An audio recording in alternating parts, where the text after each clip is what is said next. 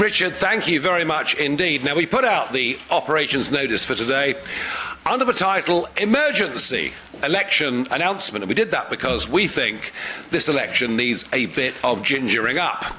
Thus far, it is the dullest, most boring election campaign we have ever seen in our lives. And it's funny because the more the two big party leaders try to be different, the more they actually sound the same. We've reached such ridiculous levels that we saw yesterday on the Conservatives' social media a post about the cross-channel illegal migration crisis with Starmer's got no plan, the Tories have reduced cross-channel migrants by 36%. So they've even come to lying, because it's now up nearly 30% this year. Sir Keir Starmer overnight, of course, on this big issue of immigration, says that they are going to cut the numbers. He, of course, the man who campaigned not just for a second referendum, but a believer in open borders, and a man who was a lawyer, fought very, very hard for those that arrive on the back of lorries to get benefits once they got here. So, frankly, we're in a situation, I think, where nobody believes a word that they say, no one's listening, people are zoned out, and right at the minute, none of the above is top of the polls by a country mile. And the problem with all this is we know whoever wins, taxes will remain high. The highest tax burden since 1948. Everyone's promising not to put taxes up, but nobody talks about reducing the tax burden. We also know that our people are getting poorer. Yes, we had growth in the economy. The last set of figures were slightly better than before. GDP, they call it. We must all bow down to the god of GDP. In fact, the more immigration we have, the better the GDP numbers are, because there are more people in the country. But what about GDP per person, per capita? It went down by almost 0.7% over the last year. So we know that taxes will stay high. We know that mass immigration will continue regardless of which party wins power. We know that people will get poorer, but we also know that crime, or fear of crime, will get worse. London, even the wealthier parts of London, have been transformed over the course of the last few years. Crime is so bad now that people generally don't even bother to report it. But it's okay, you can go shoplifting and nick up to 200 quid's worth of kit before anybody is even going to prosecute you. And these are all symptoms of a country that actually is in decline. We're in economic decline in relative terms. Oh, sure, we're doing better than our former partners in the European Union, but we're other parts of the world. We're in social decline, and we're actually in a form of moral decline. We've forgotten who we are as a country. We heard a very impassioned speech by Keir Starmer this morning about D-Day, and he talked about his own brother serving on HMS Antelope in the Falklands. And he spoke actually with a great degree of passion.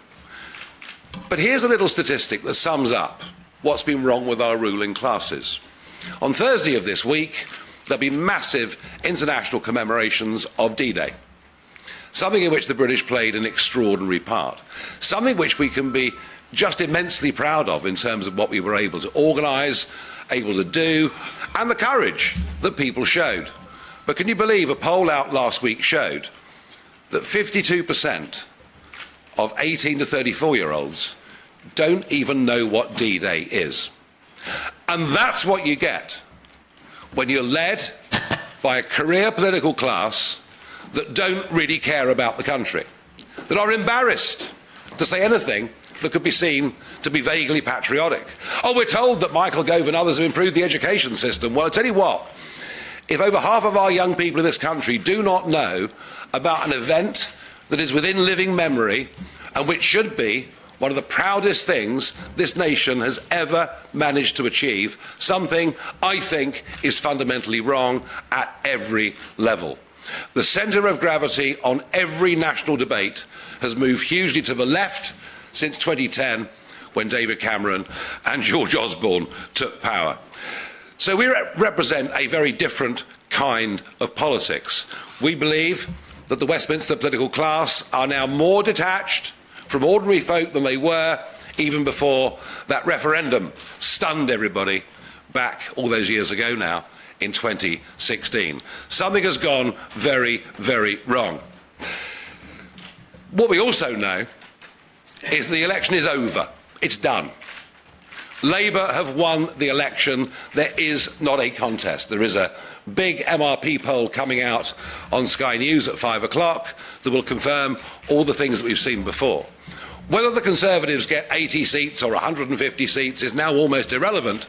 Starmer has won this election. And that's my fear. Nothing will change. Maybe things will get ever so slightly worse. Now, I stood here a week ago and I said, look, hands up. I've been nonplussed by Rishi calling a short-term election. Doesn't give me the time to fight a constituency. Doesn't give me the time to build up data. I thought the rational thing to do was not to stand, but to do my bit, as I put it, supporting the country around the party. And for the last week, that is what I've been doing. I've been travelling all around the country. I've had the honour of appearing with Piers Morgan on Question Time, amongst other things. I've been to Dover to talk about the migrant crisis that I alone predicted 4.5 years ago. But more importantly, I've been out on the streets, meeting an awful lot of people. And interestingly, a lot of young people. And I'll tell you this, and you won't have got this yet, and the pollsters won't yet have picked this up, but I promise you, after 30 years of experience in this game, something is happening out there. There is a rejection of the political class going on in this country in a way that has not been seen in modern times. But the other thing that really shook me in a way last week were the number of people coming up to me on the street saying, Nigel, why aren't you standing? And I gave my logical, rational reasons for it. But I couldn't help, after each exchange, I simply couldn't help feeling that somehow they felt I was letting them down. That I wasn't standing up for these people. People in their millions who've stood with me, in some cases, for many, many years. Election battles, referendums. And I guess I have been a champion for many of those people. I took the day off yesterday, had a normal day. Walked the dogs, did a bit of fishing, popped into the pub, you know, a normal sort of day, which gave me time to think and reflect. And I began to feel a terrible sense of guilt. Even if it is very difficult for me to find a parliamentary constituency, and it is hard.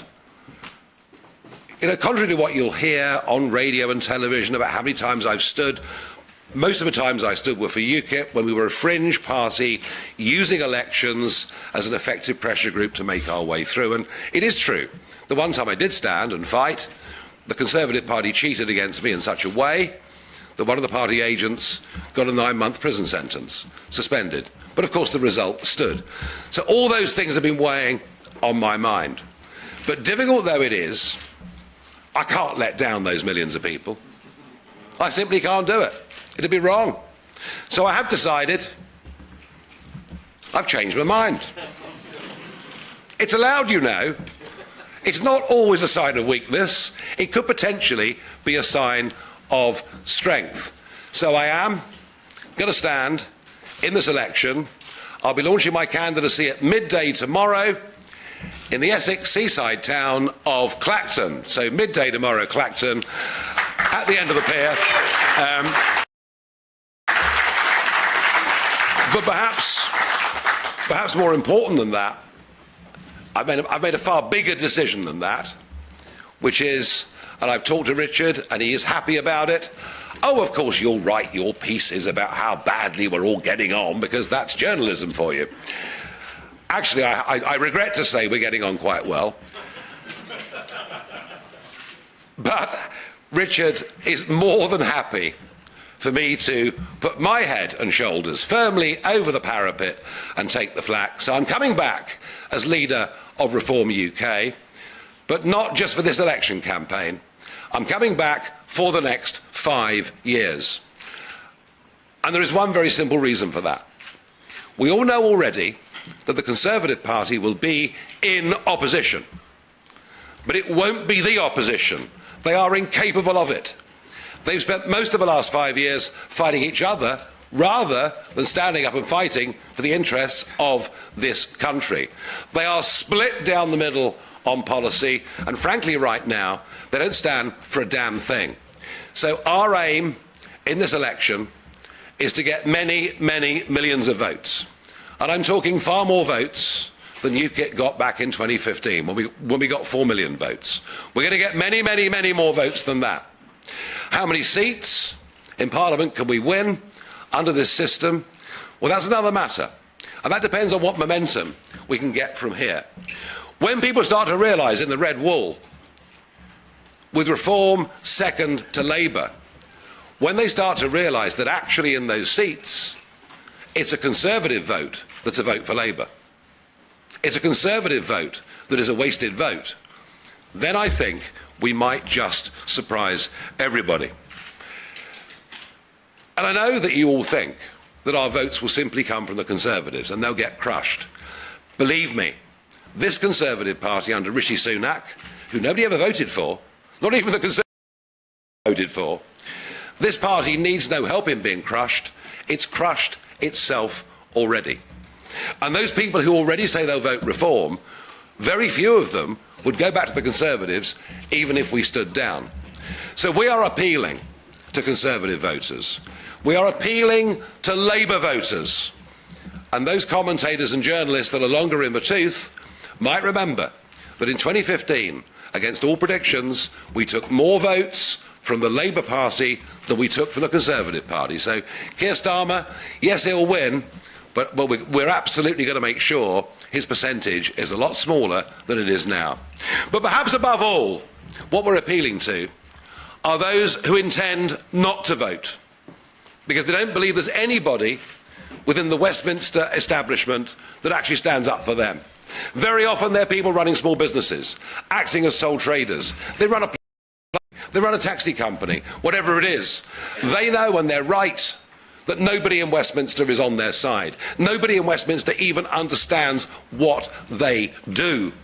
And what we're going to put forward over the next few years are men and women that will stand for us, represent us, who've got real life experience. To us, this is not just an extension of being in the Oxford Union. It isn't just some great big game. It's actually about our country and its people. And we're worried and we're fearful of many of the impacts that we've seen. We find what happened after those local elections just a few weeks ago, of candidates winning in Leeds, in Burnley, in Bradford and elsewhere, standing, shouting, Allahu Akbar, standing, shouting, we are coming to get you. The birth of sectarian politics in our country, caused by massively irresponsible immigration policies. And it was the Labour Party that opened the door. And who would have believed that a Conservative Party would have accelerated it? To anyone that says to me, well, surely you won't stand against Bill Bloggs, because he's a really good bloke and he was a Brexiteer, the answer is 2.4 million. 2.4 million people this Conservative government have allowed to settle in the UK in the course of the last 2 years. So whether Bill Bloggs is a good bloke or not, he has actually been part of what is a massive betrayal of 17.4 million people who voted Brexit. They voted yes to get back our independence, but they absolutely voted to get back control of our borders. And Richard said earlier that this is the immigration election. Well, it is. We have to build a new house every 2 minutes just to accommodate those that are legally coming in to Britain. The impact on the health service, the impact on infrastructure, on everything else. We have to get a grip. It is the major issue of our times. The population explosion has devalued the life of ordinary Britons in just the most extraordinary way. And even if those in Westminster don't know it, I promise you that those outside of it do. Now, I want to pay tribute to Richard, who has kept this party going during times when he was told there was no need for it. No need for it. Boris has an 80-seat majority. They're going to deliver Brexit and everything that Brexit voters wanted. Well, Richard has kept this going at great personal cost in terms of time and money. I'm very pleased to say Richard, from this moment, is going to be chairman of this party, and I hope is going to spend as much time in Boston and Skegness whilst I'm taking the flak, so he can go up there and win that constituency. And I think back actually in Boston, Richard, to 2015, when UKIP put up a 21-year-old candidate who was a bit green, to say the least. He got 15,000 votes. I'm sure you're going to get many, many more than that. So the really big message here is, what I'm really calling for, and what I intend to lead, is a political revolt. Yes, a revolt. A turning of our backs on the political status quo. It doesn't work. Nothing in this country works anymore. The health service doesn't work. The roads don't work. None of our public services are up to scratch. We are in decline. This will only be turned around with boldness. We will only recover our position through economic growth. That will only come when we get away from just half a dozen multinationals dominating the thought of our politicians and allowing real entrepreneurship to flourish. So we're very, very much on the side of the little guy and woman. We're very much on the side of creating growth. We're very much on the side of ending the poisoning of our education system, where 50% of young people don't even know what D-Day is. So make no mistake, we are unashamedly patriotic. We believe that it's right to put the interests of British people first.